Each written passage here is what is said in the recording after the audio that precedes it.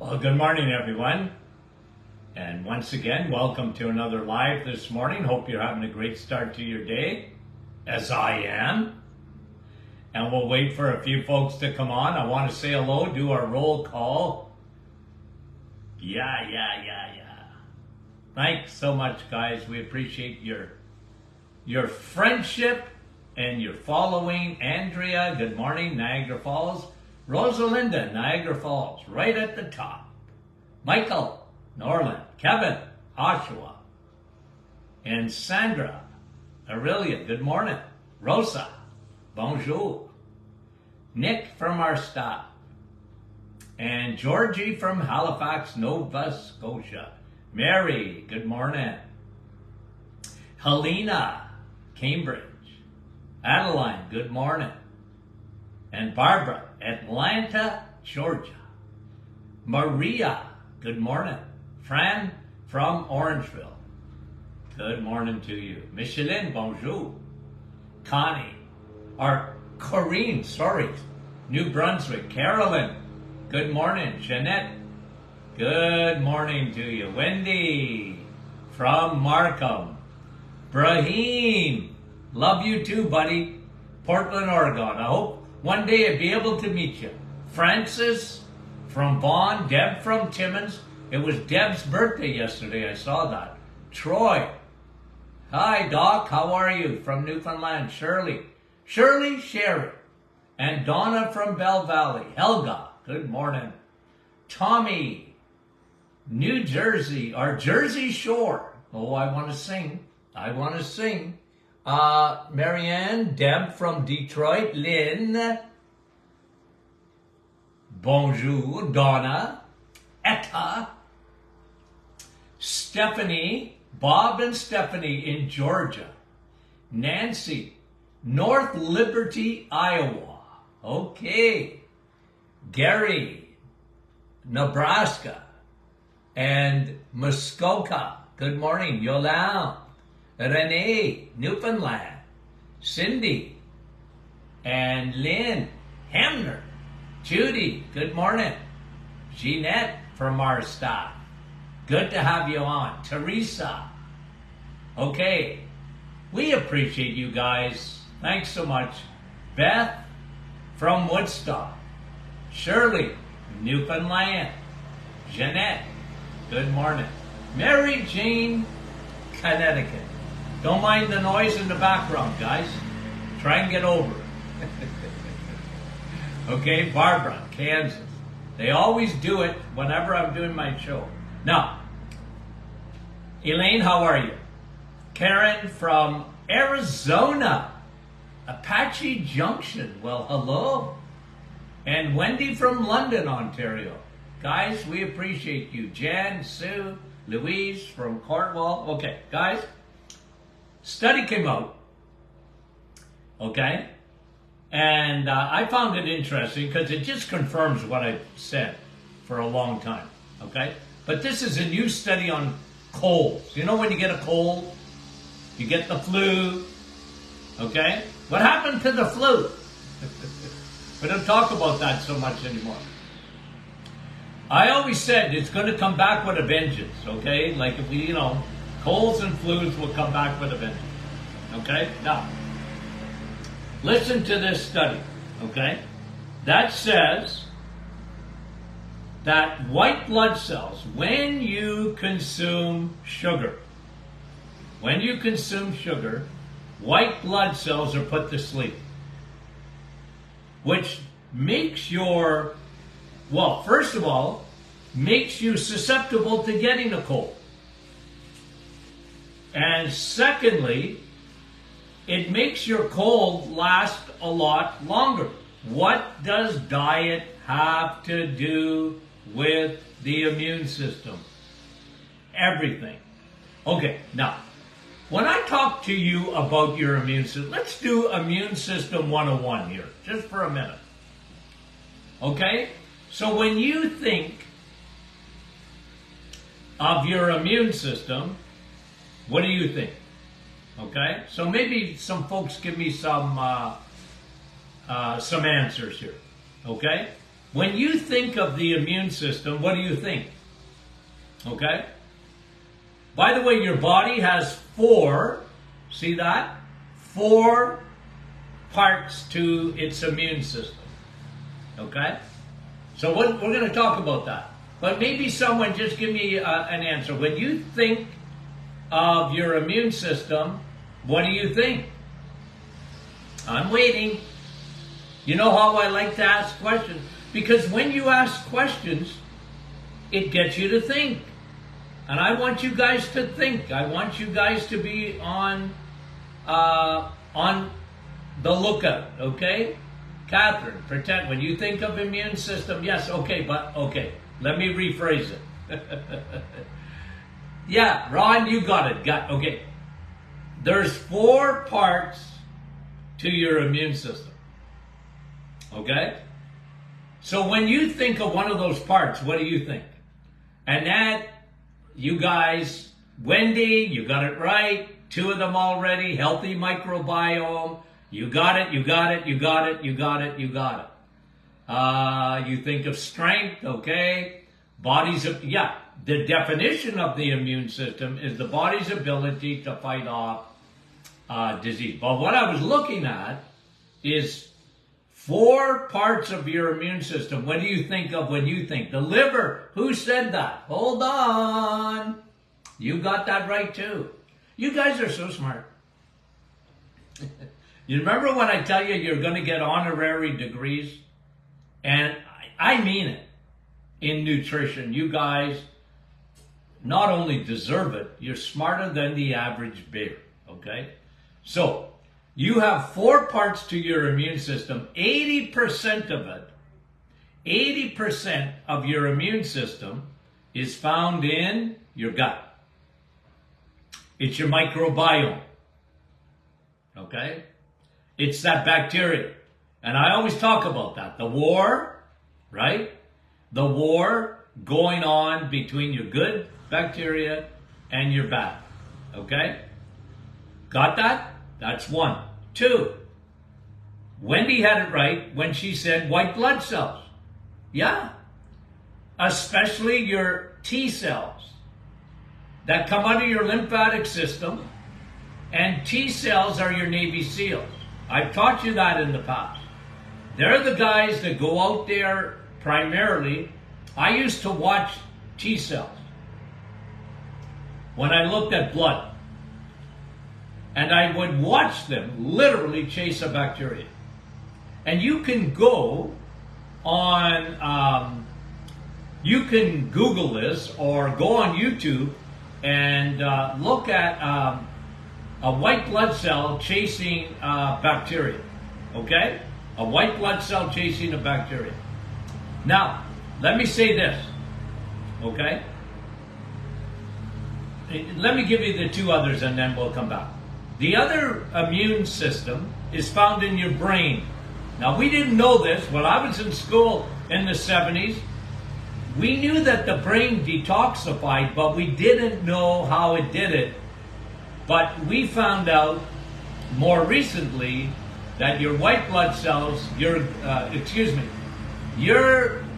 brain has its own drainage system, its own immune system. They're called glial cells. Okay? Glial. G-L-I-A-L. Glial. Okay? Glial cells. Within your brain, when you sleep, your brain detoxifies. That's part of your immune system. And that part only works when you're sleeping. Okay? So you've got your gut. You've got your brain, glial cells. You've got your white blood cells, especially the T cells. And then you have your Kupffer cells in your liver. So Kupffer, K-U-P-F-F-E-R, Kupffer cells in your liver help the body's, it's part of your immune system, it's part of your detoxification process, okay?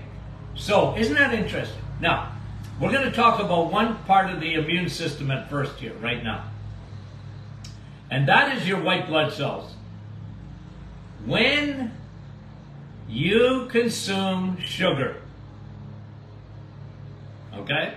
When you consume sugar, your white blood cells, your T cells, go to sleep. They go to sleep after the consumption of sugar. Now, what this study said, depending on the amount of sugar, I've seen it done with 1 teaspoon of sugar, where white blood cells, they have a siesta with consumption of sugar, one teaspoon. Now, this study is saying that any amount of sugar will put them to sleep for 10 minutes. They're asleep for 10 minutes. They got to take a nap. Do you want to think for a minute how destructive sugar is to your body? Think about that. I mean, when you think of T cells, of course they go after viruses and bacteria. But what else did they do? What else did they do? Well, they go after cancer cells. Now imagine you live in our society today. Think of people that consume about 200 pounds of that stuff a year. What's changed in our world? The amount of consumption of sugar. We talked about that yesterday. It's a crazy amount. And then, of course, they went from bad to worse because sugar's bad and worse sugar is high fructose corn syrup. I talk about that all the time because it's the Frankenstein, it's the Antichrist of sugars. It destroys almost everything in your body. Okay? Name me a part in your body, and sugar will play havoc in that area. In your brain, I talked to you about this recently. In 2005, okay, in 2005, they discovered what they call type 3 diabetes. What is that? What is type 3 diabetes? That is diabetes of the brain. It's diabetes of the brain. And they said that's what causes dementia, not amyloid plaque. What causes dementia, they said, is type 3 diabetes. Well, guess what? Sugar destroys your brain. Sugar destroys your immune system.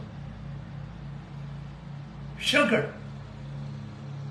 And again, think about the reset. How good that is for you. On its own, if it was only one thing and you were getting rid of sugars. Okay, and let me tell you this, okay? You think, most people think of sugars as added sugar. Doc, I'm not eating sugar. Sure you are. Because they're added to everything. But let's say they're not even added, and you're eating a carb. Like, let's follow whole wheat bread. Well, if you have whole wheat toast in the morning, because a lot of my patients used to tell me that, Doc, it's whole wheat. Yeah, I know, but that's sugar. Because what happens to whole wheat bread, it turns to, you might as well have a Snickers bar. There's no difference between having whole wheat bread and then, especially if you put jam on it, like these poor kids today. And the problem with society, it's a major problem, is that we're liars, pants on fires. Because the Big Pharma, Big Food, they bought everybody and their dog. They bought the media. They bought dietitians. They bought and paid for these people. So what happens, you're not even going to get the real news. Do you think you're going to see this study unless you're really searching? You're going to see this study on sugar and colds, sugars and the flu. You won't see that. And how sugar destroys your immune system. You're not going to see that. And how sugar promotes cancer. You're not going to see that. Well, you might see it on this program, but you're not going to see it very often because it's not part of the narrative. I mean, when is the last time, other than on this program, that you heard about Alzheimer's as type 3 diabetes? And we exposed this past summer, last summer, we're in 2023, I've forgotten already. Well, in the summer, August was a big month in mental health. Of August of 2022, it was like a turning point in mental health. They found out that Alzheimer's is not amyloid plaques. That was all made up by the pharmaceutical industry. They found out that depression was not chemical imbalance. That was brought to you by the pharmaceutical industry. That said, well, you got a chemical imbalance, therefore you need an SSRI as a serotonin uptake drug. And what is it, 40, 50 million prescriptions just in Canada are written on mental health. And guys, and the other one was on bipolar. 3 came out in the same month. And they were blow your socks off, crazy, completely paradigm shift in mental health. And bipolar, they said, okay? Bipolar is a metabolic disorder. What? Yeah, it's a metabolic disorder. It's the people that get bipolar they're like canaries in the coal mine, and sugar, insulin affects their brain. It affects everybody's brain, but sometimes very rapidly. Guys, if you don't believe what I just said, that statement about sugar affecting your brain, ask a school teacher. Ask a school teacher. Ask a parent. We don't listen to parents anymore. We should. Parents know. You don't want to be giving my kid any sugar at night because they're going to be bouncing off the walls when I try and put them to sleep. What is that, guys? That's affecting your brain. So when you see, for example, a bipolar patient or a depression patient, these people are canaries in the coal mine. They have even more hypersensitive to the food that they eat. This is why in my clinic, as we called it functional medicine. In my clinic, I looked at holistically.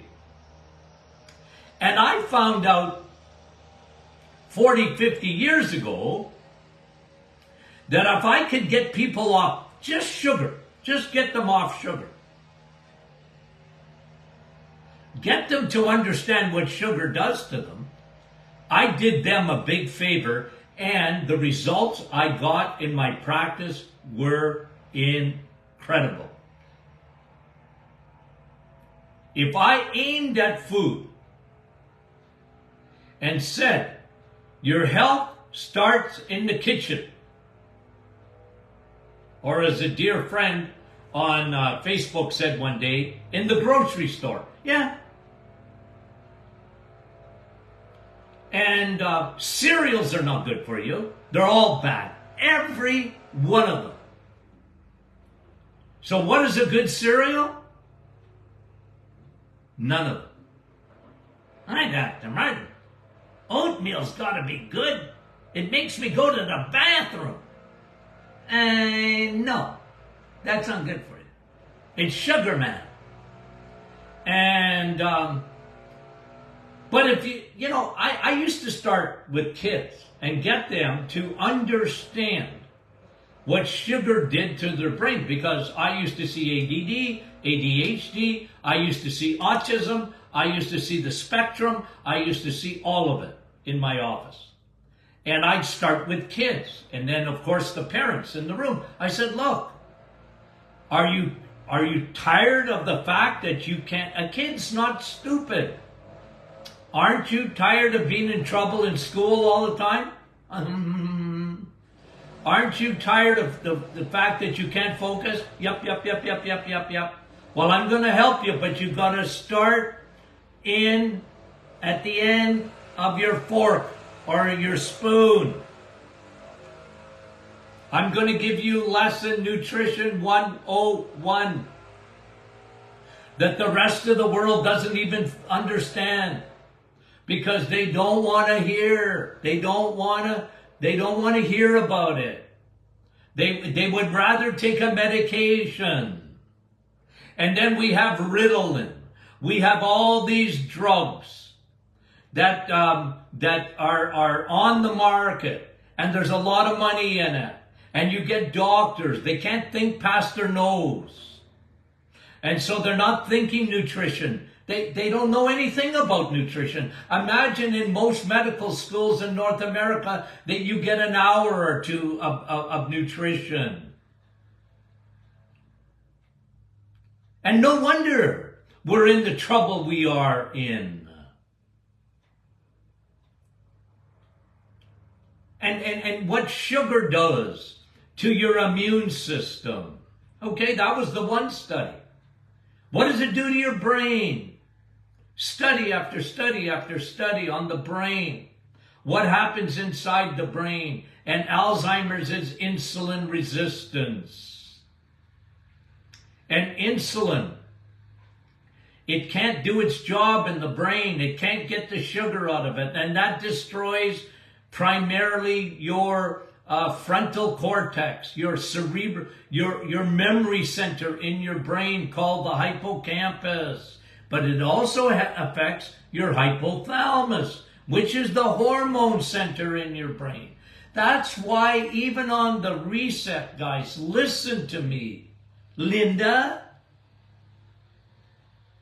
When you cut out sugar, I know it's not easy. But your brain will thank you. The two centers in your brain, your memory center and your hormonal center of your brain. It's really important, guys. And you know, like I said, sugar from your brain to your toes. What does sugar do? And look, it's crazy. It's in everything. And then most foods turn to sugar rapidly. So that makes it worse, because at the end of the day, I'm more interested in what your insulin is doing, what your pancreas is doing, what your liver is doing. We all know what sugar does to the liver. It packs the liver up with fat. And it destroys part of your immune system in the liver, which is called your Kupffer cells. You can't even detox properly, because your liver is so full up, it's gummed up. Somebody asks me, and I get asked all the time, Doc, should I do a detox on my liver? Yeah, you should. Well, what product do I take? No, just eliminate sugar, man. Get rid of those crappy carbohydrates. Your liver will empty itself. The reset, it'll empty it in 6 days. So guys, this is really key. Really, really, really key. And when I read a study like that, based on the on sugar, isn't it incredible, guys? Isn't it incredible? Just opening my computer here. Okay. One more and two more. There we go. Okay. Now, what else does sugar do besides suppress the immune system? Besides getting at the brain? Besides getting at the liver? And I've talked to you about this before, but I want to talk to you about your GI. Obviously in the gut, we talk about that leaky gut. The biggest part of your immune system is found in your gut. It's in the microbiome, in your gut. Okay? And couple of things. One, the GI. When you consume sugar, it changes the pH. It makes you alkaline where you shouldn't be alkaline. And it makes you acidic where you shouldn't be acidic. The pH changes in your body with sugar. And in your stomach, okay, in your stomach, you want to have a furnace there, right? Very acidic in your stomach. Got it? Right? Very acidic. Why? Because you're meant to eat steak. That's why you got a very, very acidic stomach. But if you insist on being a carboholic, a sugarholic, your pH of your stomach becomes more alkaline. Sugar is very acidic, but not in your stomach, where you should be acidic. It's the opposite. It brings your pH up. First of all, two ways. One, you're not eating meat. Your body is meant for meat. You're eating carbs and sugars. Guess what? Your pH changes. You become more alkaline in your stomach. The only place you want to be really acidic is your stomach. It's a furnace. And when you eat your salad, that doesn't help your pH in your stomach. You need to eat steak. Then you can have some salad with it, okay? If you're not on the reset. Ooh, you're not a rabbit. A rabbit has a different pH than you do, okay? Except most women I know, they have a pH of a rabbit or a cow. And even men, when they eat a lot of sugar, their pH changes in their stomach. That's not good for you because you want to have a very acidic stomach. And then when you don't have enough acidity in your stomach, this is what sugar does. It makes you, why do so many people have acid reflux? Oh, doc, it's because I'm eating meat. No, it's not. It's because you love your sugar. And you're not eating enough meat. That changes your pH in your stomach. Now, you know where you want to be alkaline? Is in your bowel. Guess what sugar does? Makes it acidic. See the difference? Sugar's not good for your GI. Plus, what it does, it changes the narrative in your gut. You know what it does? It feeds the bad yeast. Yeast is an invasive army. It's called Candida. It invades. Why do we see so much autoimmune today? Why do we see such autoimmune? Rheumatoid arthritis, Parkinson's, MS, all Crohn's, colitis. Why do we see so much skin, psoriasis, eczema? Why do we see so much? It's fungal. It's yeast. And yeast is being fed by sugar. And yeast, by the way, can come through the digestive tract if you don't have enough acidity in your stomach. You get it both ways.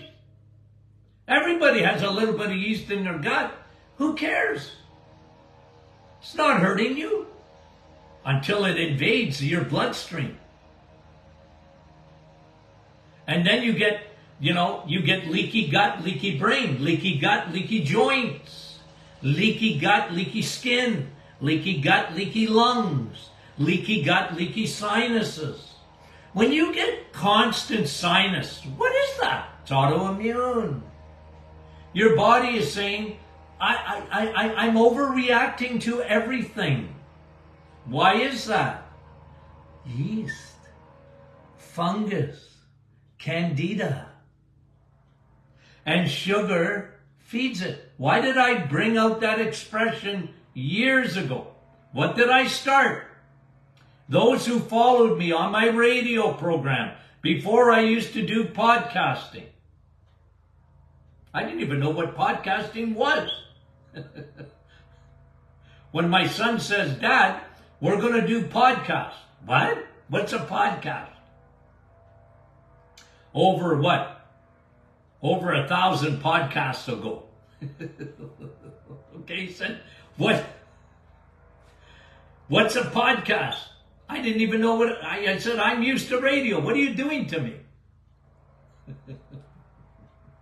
He said, you'll see.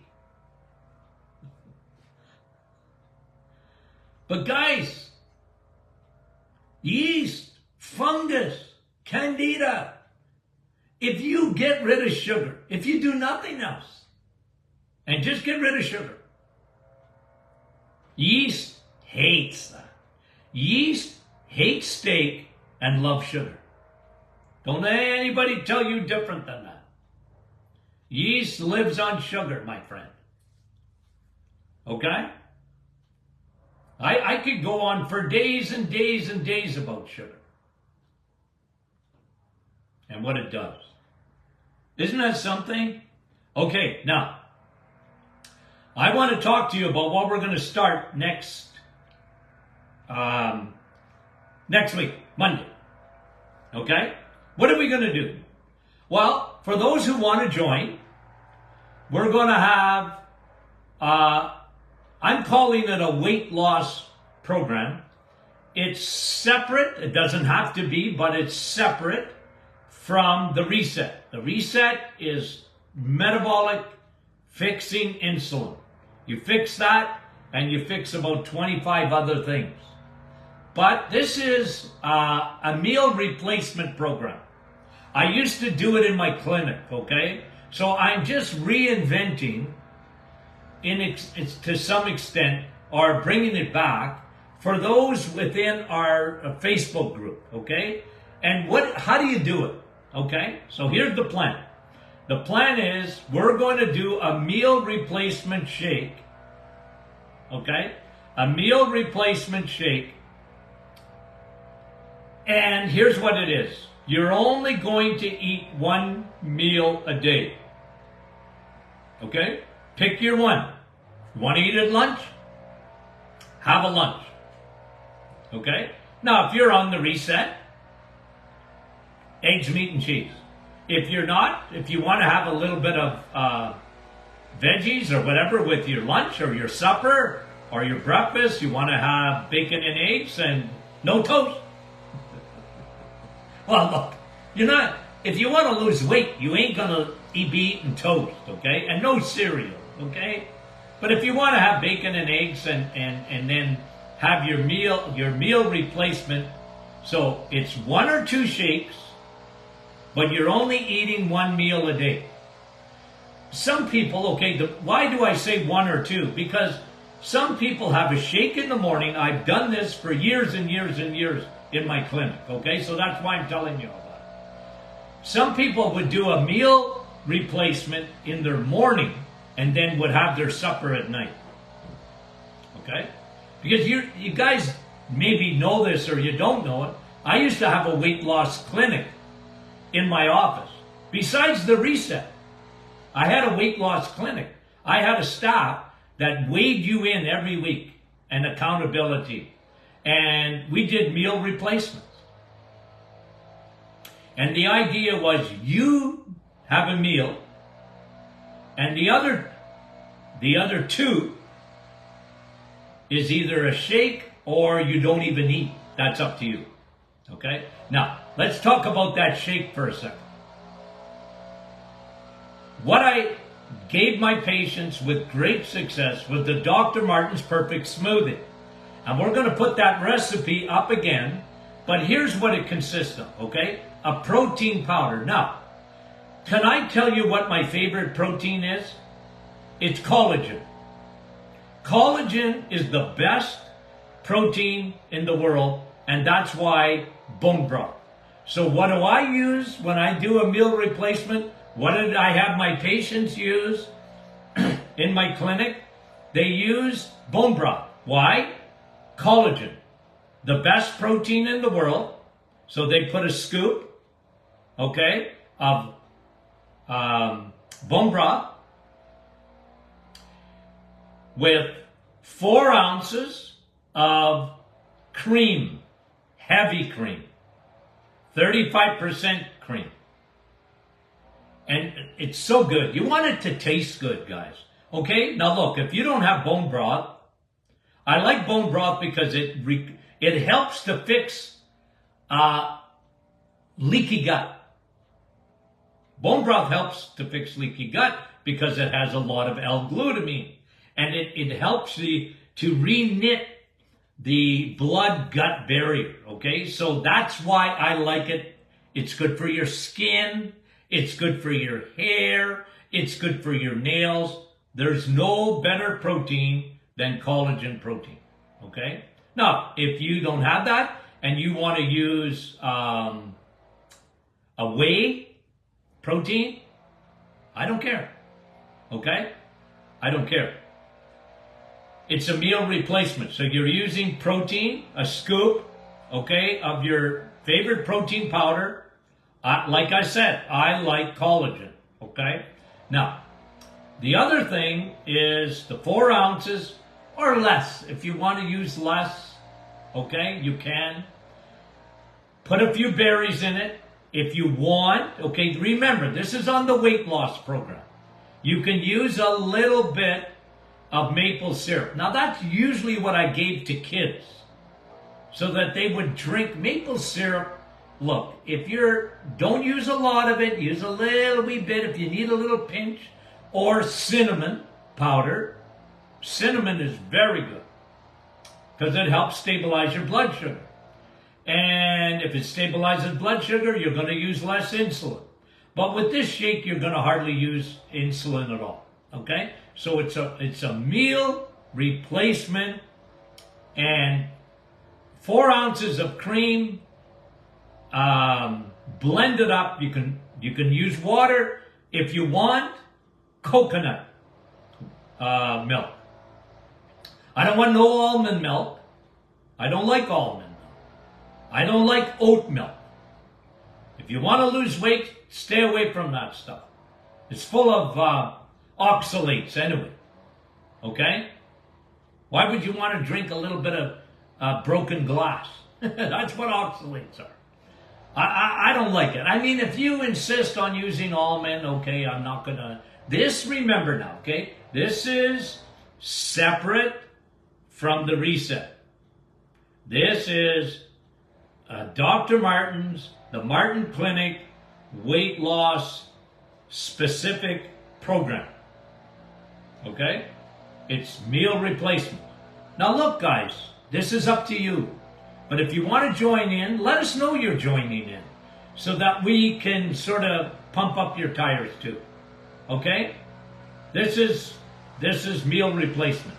And believe me, you're not hungry on this thing. And you get to eat one meal a day. Want to have your breakfast with bacon and eggs? Okay. Then do 2 meal replacements or 1 for supper or whatever for lunch. Okay? Or the other way around. Okay? And we'll keep talking about it. We'll keep talking about it. Okay. We love you guys. Talk to you soon.